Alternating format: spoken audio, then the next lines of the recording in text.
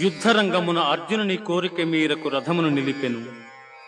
అర్జునుడు ఉభయ సైన్యములలో గల తండ్రులను, గురువులను, మేనమామలను, సోదరులను, మనుమలను, మిత్రులను చూచి హృదయము ద్రవించి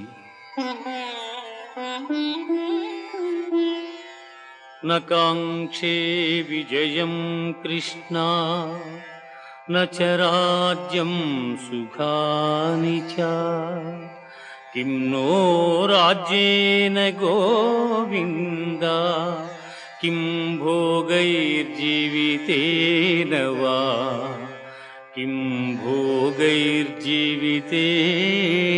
వా. స్వజనమును చంపుటకిష్టపడక నాకు విజయము వలదు, రాజ్యసుఖము వలదు అని ధనుర్బాణములను కింద